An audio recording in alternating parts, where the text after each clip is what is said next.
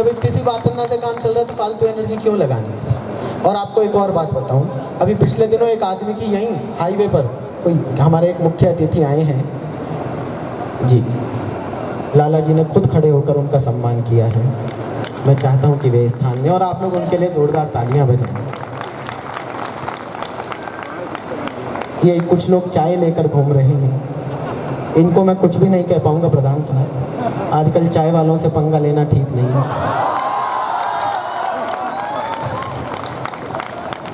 नहीं, मैं राजनीति पर कोई बात नहीं करूंगा सर, मैं तो दिल्ली से आया हूं, हम तो राजनीति पर बात करने लायक बचे ही नहीं। पूरी दुनिया में समस्याओं के समाधान के लिए मुख्यमंत्री बनाए जाते हैं, हमने समस्या को ही, लेकिन साहब है पक्का बढ़िया, किस चीज का क्या सदुपयोग करना है कोई केजरीवाल जी से पूछे। अभी पिछले दिनों दिल्ली में आंधी तूफान आया तो घबराकर अपनी कोठी में एक पेड़ से चिपक गए। आधा घंटे बाद जब तूफान शांत हो गया तो पसीना पोंछते हुए बोले, आज मैं नहीं होता तो ये पेड़ गिर जाता।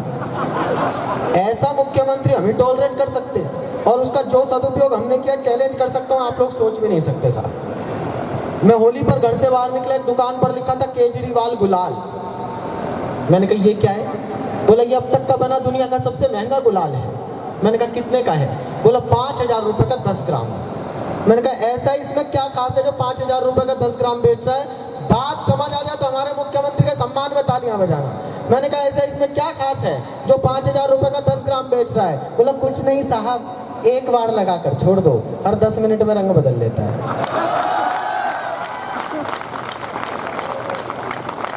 ये हमारे मुख्यमंत्री की मार्केट वैल्यू है साहब। मैं प्रधानमंत्री जी का भी बहुत सम्मान करता हूँ साहब, सच में करता हूँ प्रधान साहब। उस जैसा यश वृद्धि का प्रधानमंत्री आज तक हिंदुस्तान को मिला नहीं है। अगली बात तो सुन लेते, हाफ पेमेंट कई बार डेंजरस हो जाती है। सर वो आडवाणी जी चले गए शपथ ग्रहण में, वेटर ने पूछ लिया सर आप क्या लेंगे? बोले लेने तो मैं शपथ आया था पर तू जलजीरा ही ले। तो भाई ने सबको जलजीरा पिला रखा है। 2000 का नोट लेकर आए हैं। इससे पहले नोट कुल के सबसे बड़े नोट कौन से थे? 1000 और 500 के। उन्होंने भी मार्गदर्शक मंडल में बैठा।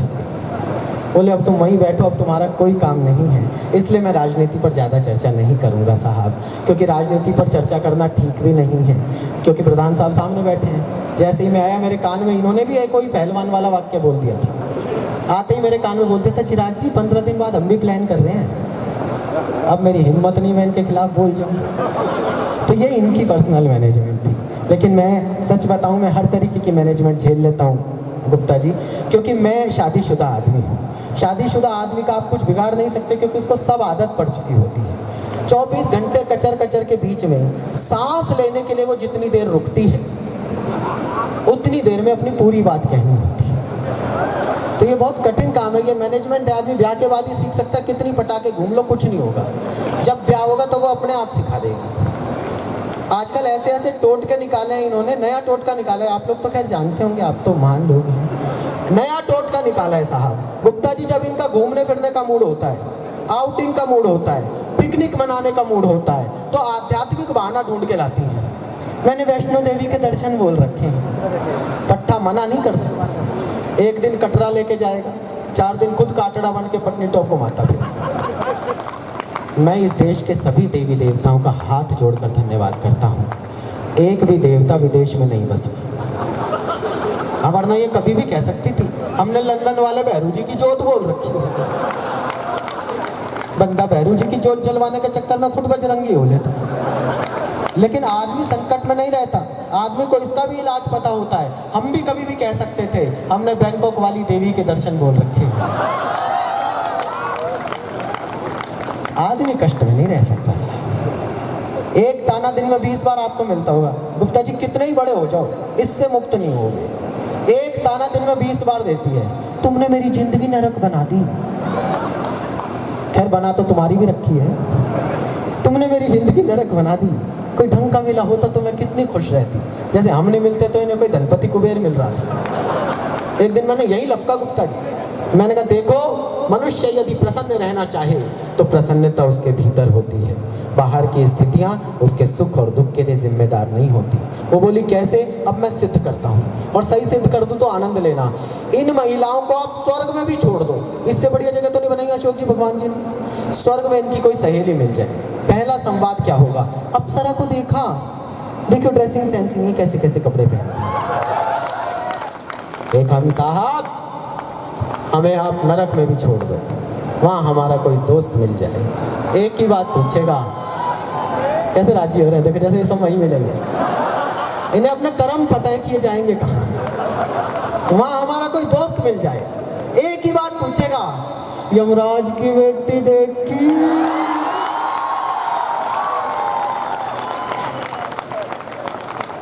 हमारा कोई क्या बिगाड़ सकता है?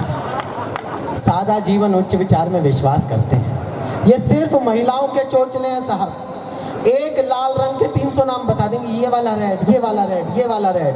हम सीधे साधे पुरुष कंडीशनर से सिर धो जाते हैं, सारा दिन सोचते रहते हैं बिना झाग वाला शैम्पू घर में कौन लेकर आए। हमारी सादगी का कोई मुकाबला नहीं। अभी वो कल आ रहा है करवा चौथ। करवा चौथ जानते हैं सर? गुप्ता जी कह रहे हैं हाँ तुम तो जानते ही हो। इनको बता दूं, करवा चौथ का मतलब है भारतीय वैलेंटाइन डे। वो सचमुच भारतीय वैलेंटाइन डे है, क्योंकि उस दिन कई पुराने ट्रांसफार्मर भी स्पार्क करने लग जाते हैं। करवा चौथ के दिन देखो आप इन लुगाइयों को 25 रुपये की मेहंदी लगवा कर आएंगी परी चौक में पट्टे पर बैठकर। यही रेट चल रहा है ना, और पूरा घर में हंगामा। देखो कैसी लगी है, देखो बेल नहीं बनी, देखो पोरवा नहीं भरा, देखो तेल नहीं चढ़ा। एक हम साहब 2500 रुपए की पी कर आएंगे, चुपचाप सो जाएंगे। इसे कहते हैं सादा जीवन उच्च विचार।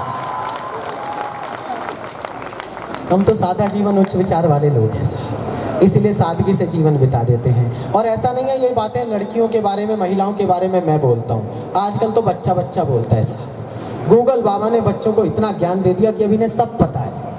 वो एक बच्चे से मैंने सवाल कर लिया, बारीक बात है जिन्हें समझ आए केवल वो आनंद लेना। एक बच्चे से मैंने सवाल किया, मैंने कहा तुझे कैसी लुगाई चाहिए? बोला जी चांद जैसी। मुझे लगा इसका सौंदर्य बहुत अच्छा होगा। मैंने कहा चांद जैसी सुंदर, अगली बात समझ आ जाए तो उत्सव कर देना।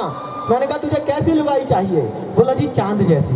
मैंने कहा चांद जैसी सुंदर? बोला ना, रात में तो दिखाई दे।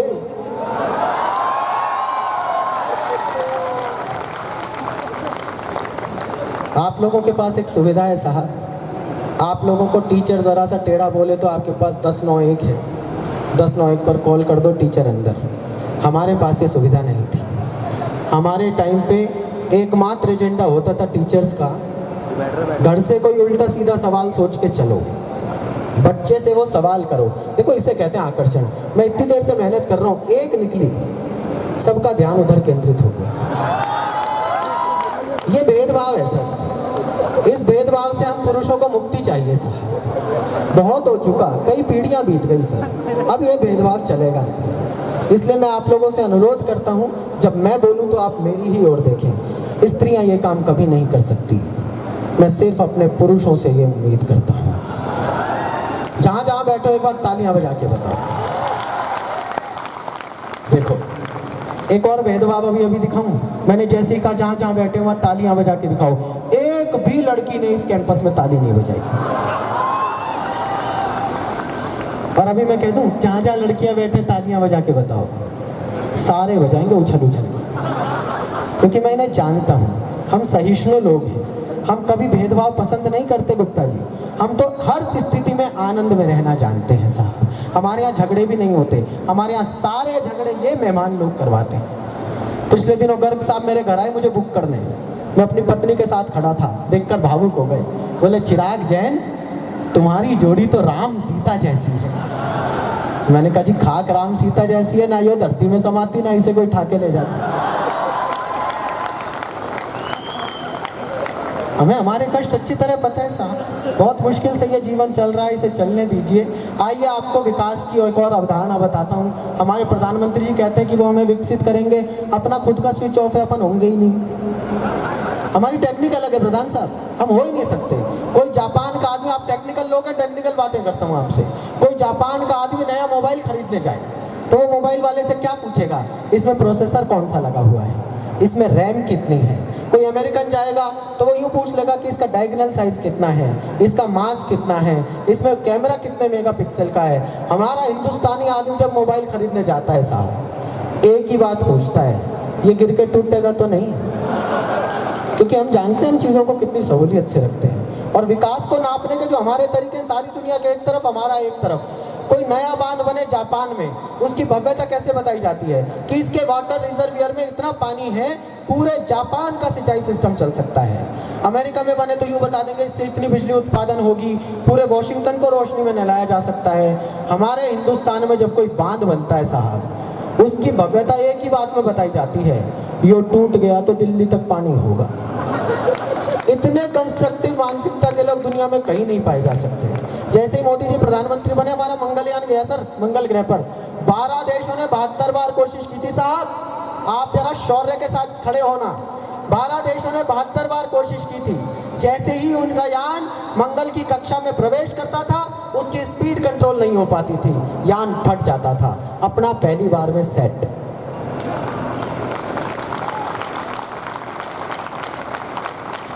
नासा के वैज्ञानिकों ने इसरो के वैज्ञानिकों को फोन करके पूछा, बोले भाई तुमने ऐसी कौन सी टेक्निक यूज की थी कि पहली बार में स्पीड कंट्रोल कर ली?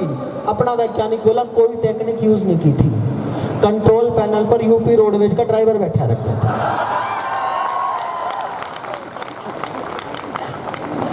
तो हमारे काम करने के तरीके अलग हैं सर, इसलिए दुनिया में हमारा कोई, वो 3 इंजीनियर मर के पहुंचे नर्क। सही बोला गलत? सही है, तुम आईटी वाले हो गए। 3 इंजीनियर मर के नरक पहुंचे। अब वहां पर नरक का जो द्वार था वो टूटा हुआ था, तो यमराज ने कहा भाई ये इंजीनियर आए हैं तो इनसे कंस्ट्रक्शन करवा लेते हैं। उनमें से एक था पाकिस्तानी, एक था अमेरिकन, एक था हिंदुस्तानी। तो उनसे पूछा, बोले भाई कितना खर्चा आएगा? पाकिस्तानी बोला जी 10,000 रुपये लगेंगे, 3,000 का मटेरियल, 3,000 की लेबर और 4,000 मेरे मुनाफे की। अमेरिकन से पूछा तेरे कितने पैसे लगेंगे? बोला जी 20,000 रुपये लगेंगे, 10,000 का मटेरियल, 5,000 की लेबर, 5,000 मेरे मुनाफे के। अपने हिंदुस्तानी से पूछा, कॉन्ट्रैक्ट हिंदुस्तानी को ही मिलना था। बोले भाई तेरे बता कितने पैसे लगेंगे? बोला जी पैसे लगेंगे 50,000। बोले क्यों भाई 50,000 में क्या करेगा, ये तो 10-20 हज़ार में कर रहे हैं। बोले इन 50,000 में से 20,000 तो तेरे, 20,000 मेरे और 10,000 रुपये साले पाकिस्तानी को दे देंगे, ये अपना काम कर करा के नक्की कर। ये है मैनेजमेंट। बनते रहो कितने इंजीनियर बनोगे, तो हमारी मैनेजमेंट बिल्कुल अलग है। हम आनंद में रहते हैं, उत्सवों में रहते हैं, इश्क मोहब्बत करने वाले लोग हैं। एक बात और बता दूं, ये सब बुलावा है कि हमें इश्क सीखने के लिए सन्नी लियोनी की जरूरत पड़े। हमारे यहाँ इश्क के कुछ ऐसे नुमाइंदे हैं। इन सब ठहाकों के बाद 2 मिनट आपसे इंसानियत की बात करना चाहता हूँ। हमारे यहाँ गुप्ता जी डॉक्टर साहब, कुछ ऐसे पागल हुए लोग कहते हैं कि इस देश को राजनेता चलाते हैं, लोग कहते हैं कि इस देश को अफसर चलाते हैं। सब झूठ है। इस देश को जब भी चलाया है तो कुछ पागलों ने चलाया है। अपनी जिंदगी के तमाम सुख चैन को हलाक करके कोई एक आदमी तय करता है कि जब तक सांस रहेगी मैं इस देश के लिए जीऊंगा। ऐसे पागलों ने इस देश को चलाया है। एक पागल हुए थे, भगत सिंह नाम था उनका।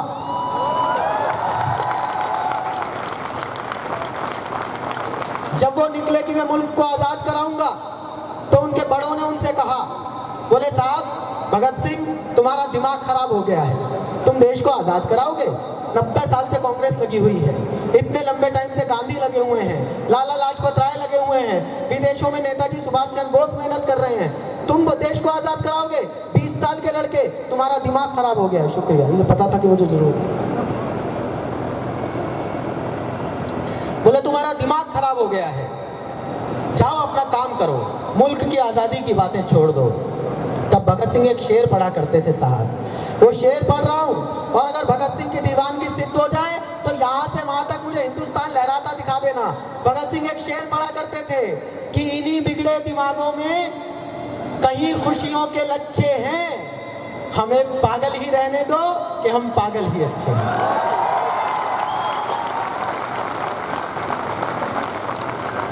एक और पागलों का वर्ग है, उनसे आपका तारुफ कराता हूँ। वो 20, 22, 23, 24, 25 साल के लड़के हैं साहब। वो आपकी तरह बड़े इंस्टीट्यूट्स में लाखों की फीस देकर नहीं पढ़ते।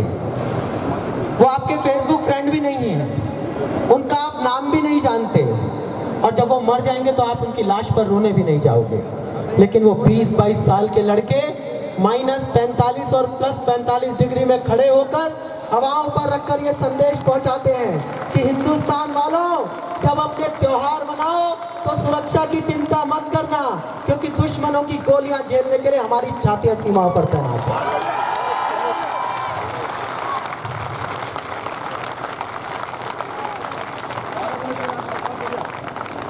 हम 5 रुपए का चाय का कुल्हड़ हाथ में लेकर जुबान हिला देते हैं कि हमें अटैक कर देना चाहिए, हमें पाकिस्तान पर हमला बोल देना चाहिए, हमें चीन से बदला ले लेना चाहिए।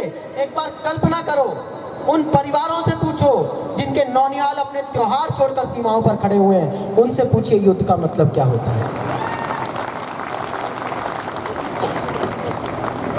इतिहास गवाह है साहब, कभी पहला वार हिंदुस्तान ने नहीं किया, ये हमारी परंपरा है। इतिहास गवाह है कि कभी पहला वार हिंदुस्तान ने नहीं किया, लेकिन इतिहास इस बात का भी गवाह है कि आखिरी बार हमेशा हिंदुस्तान ने किया। और फिर आपके शौर्य को आवाज देता हूं। हो सकता है गूगल पर खिड़की में घूमते घूमते आप लोग जाल में इतने फंस गए हो कि कभी वंदे मातरम की धुन सुनकर आपकी शिराओं में रक्त न उबलता हो, तब एक टिप्पणी आपका रक्त उबाल दे तो मुझे सूचना दे देना कि मैं सही लोगों के सामने सही बात कर रहा हूं। पिछले दिनों पाकिस्तानी सैनिक हमारे सैनिकों के सिर उतार के ले गए। हेमराज का सिराया आप सब लोगों ने अखबार में देखा होगा। पिछले दिनों पाकिस्तानी सैनिक हमारे सैनिकों के सिर उतार के ले गए। यह खबर आप सब ने अखबार में पढ़ी। मेरे पड़ोस में एक 15 साल के बच्चे ने पढ़ी और मुझसे आके पूछा, भैया पाकिस्तान हमारे सैनिकों के सिर का क्या करेगा? मैंने उसे जो जवाब दिया, अगर आपका हिंदुस्तान आपके दिल में धड़क जाए तो बस उसकी धड़कन मुझ तक पहुंचा देना। उसने पूछा, भैया पाकिस्तान हमारे सैनिकों के सिर का क्या करेगा? मैंने कहा, बेटा वो अपने यहाँ के लोगों को दिखाएगा कि गर्व से उठे हुए सिर कैसे होते हैं।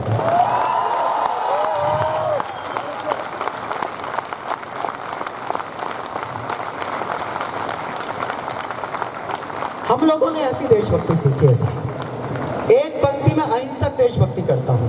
अभी पिछले दिनों वो डोकलाम में चीन आ गया था, आपको पता है वो वापस क्यों गया? आपको लगता है वो हमसे डर के वापस गया? झूठ है।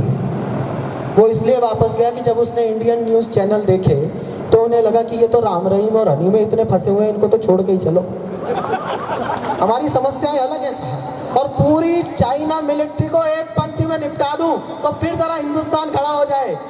चीन आजकल हमें आंखें दिखा रहा है, मजा लेना, आपकी शार्पनेस के लिए पढ़ रहा हूं। चीन आजकल हमें आंखें दिखा रहा है, आंखें इतनी छोटी हैं कि दिख ही नहीं रही। हमारी देशभक्ति तो इतनी आसान है साहब। महिलाओं के लिए मैंने काफ़ी कुछ बोला, मैं एक टिप्पणी और करता हूँ। अभी पिछले दिनों ग्रेटर नोएडा के पास भी एक ऐसा दुर्दांत कांड हुआ था जिससे हम शर्मिंदा होते हैं। मैं दिल्ली से आया हूँ साहब। पिछले दिनों मेरा ये परिचय दिया जाने लगा था, डॉक्टर साहब मेरे बारे में कवि सम्मेलनों में बताया जाने लगा था कि ये चिराग जैन दिल्ली से आए हैं, वो दिल्ली जहाँ दामिनी कांड हुआ था। शर्म से आंखें झुक जाती थी। एक टिप्पणी करता हूँ, आपको आपके परिवार के उस सील भरे कमरे में ले चलता हूँ जहाँ आपने संस्कारों की पाठशालाएं पढ़ी होंगी। एक टिप्पणी करता हूँ, और स्त्रियों के प्रति कभी मन में सम्मान उपजता हो तो उसे अपनी हथेली पर रख लेना कि मेरे पिता ने बचपन में मुझे कभी गुड़िया से नहीं खेलने दिया। मेरे पिता ने बचपन में मुझे कभी गुड़िया से नहीं खेलने दिया ताकि मैं सीख सकूं कि लड़कियां खेलने की चीज नहीं।